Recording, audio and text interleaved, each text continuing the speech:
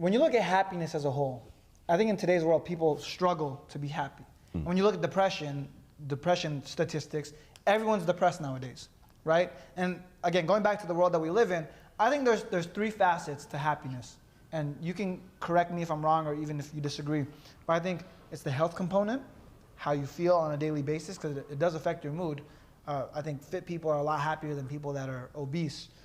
It's the financial component, right? Fitness, finances, make sure you have money to pay your bills. And that's whether you have love in your life. Because all of these things work in parallel. You can be depressed if one of these parts of your life is lacking. If you're out of shape, broke, and have no love in your life, which typically they all coincide, you're not gonna have any happiness. But let's say you're fit, you have money, but you have no love in your life. Those are the sad rich guys. If you are fit and you have love, but you don't have any money, you're still sad because now you can't pay the bills. If you have money and you have love in your life, but you're out of shape, now you get sick, you're sad because you can't control your health. So no matter what, I feel like if one of these things is missing, you're automatically gonna have a chance to be sad. But I have never met a person that was in shape, had money, and had love in their life where they say, oh, I'm depressed, right? Or even if there is, that's like the very, very few. Like it's a super outlier. Yeah, super outlier. And those are those stories of like these tragic stories where he had everything. Why was he depressed? Why did he kill himself? But for the most part, people that have those three things, they're happy. And one thing, when I see people say, I'm depressed, I'm sad, the biggest issue is because you're missing something there. You have to audit your life. If you're sad, if you're feeling depressed, you have to audit your life and look at these things and say, okay, I'm depressed because I'm poor. Because for me, at some point, I thought I had depression. I thought I was sad. But then when I audited my life, it was because I wasn't in good shape, right? I wasn't fat, but I wasn't like in shape either. I had no love in my life. Girls didn't like me. My family situation was weird, and I was broke.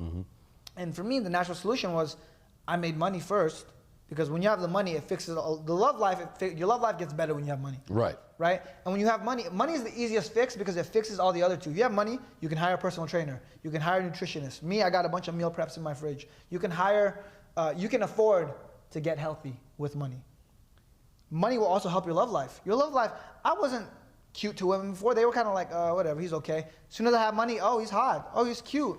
All of a sudden, right? But it's the money that does that. So I think one of the biggest things, if you want to fix your depression, fix your sadness, and obviously this is not a be-all cure. I don't think it's the medicine the doctor gives you, because now it's like they'll give you a prescription and be like, oh, you're depressed, here's some medicine, don't be depressed. That's fake, it's temporary.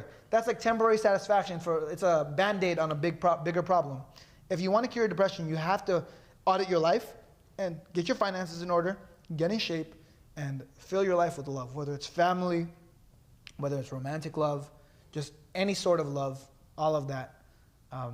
That's kind of what you want to do if you want to be happier. I agree 110%, because the thing with medication, it becomes a point where you have this dependency. Where, okay, I hand you this pill's gonna make you feel good. Now you operate in a system where you won't feel good without this pill. I always tell people you're all that you need. You have the solution, you just gotta find it. So with the audit of your life, first thing you have to do is take accountability for everything. Even if you did nothing wrong to get yourself in this situation. Everything is your fault. Everything is your fault. Everything is your fault. It could be a product of the decision that you made with somebody else that now became a domino effect that led to you finding yourself where you are. So you have to first say, all right, it's my fault for where I'm at. Then you try to identify what the problem is, because for every problem, there's a solution. For every cause, there's an effect. Right? So in order to fix the problem, you have to first find the problem. And this is where it's most difficult, because a lot of times you have to either go to that dark place, revisit, incredible trauma, but you have to figure out where did it come from. And then from that point, you start to work your way through. Whether it's you having to work through the particular problem, whether you have to talk about it with somebody, you have to find out what the source is, right? And then you move forward. And then for me, with depression, or the idea of feeling depressed, because usually depression is a situation where you feel like you're being like suffocated under the bad thoughts or whatever the case may be. But if you're able to find, I talk about this all the time, and I'll keep it brief because we talked about it before, but any little piece of happiness, if you find joy at any point in the day or whatever, the same way that you can project depression and depressing feelings or depressive thoughts to where if you have a shit morning that now gets projected into a shit afternoon, take that same little bit of joy, even if it's 5 minutes, you project that 5 minutes into 30 minutes. Project that 30 into an hour. Slowly but surely you become a happier person. It's a mental trick. And I tell people this, because I think people misconstrue what we're talking about, and they say, oh, you don't understand what my life is like. You don't understand what my sadness is like.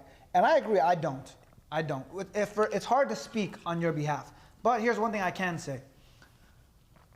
You can change stuff. It's okay to feel, I don't want people thinking it's not okay to feel sad. It is 100% okay to feel sad, but you can't let that stop you from making changes in your life. If you want to get, like, if you want to be sad, that's fine, but at least get rich, get in shape, find some love in your life, and see if that fixes it.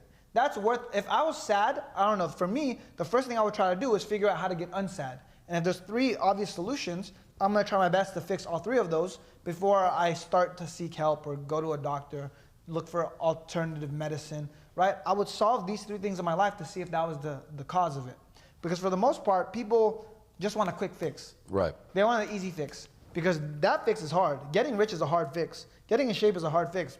Getting love in your life is a hard fix. It's not an easy fix. So, yeah, I get where people are coming from.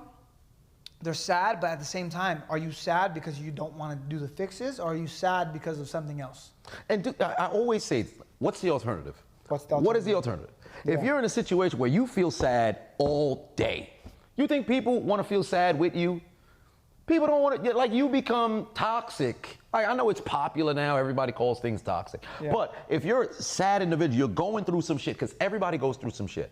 Oftentimes people feel like their shit is so much heavier than other people. Yeah. You'll be surprised how, oh man, my life sucks. You could have the worst story in the world. I can find you somebody else whose story is much worse, right? So the moment that you identify, man, life is shit, something's got to happen. Because what's the alternative? You want to stay here, or you want to go where you want to go? Do what you got to do. And I think these people become so bad for everyone around them. Because at the end of the day, misery loves company. Yep. So when I look at the state of the world, state of social media, everyone's just commenting negative shit on social media. And if someone comments negative shit on your social media, guess what you do? You comment on someone else's. It's like a fucking disease. That's the real pandemic right there. They fucking, by the way, we could talk about COVID now on YouTube, so I don't talk anymore. Yeah. But that's the real pandemic right there. It's all this fucking negativity. I think that's more harmful than anything else, because someone's sad with their life. What do they try to do? They don't want to be alone in their sadness, so they try to bring someone else down, because they look at someone else that's happy. They're like, fuck, why are they happy? Why am I sad? That's not fair. I want them to be sad too. So they try to bring someone else down. Right. And if they bring someone else down, they feel a sense of accomplishment in their life, right? Because it makes them feel happier now that they're not alone in their sadness. Because misery loves company. So I see that all the time. I'm like, negativity is contagious. Right. And one negative person can affect other people.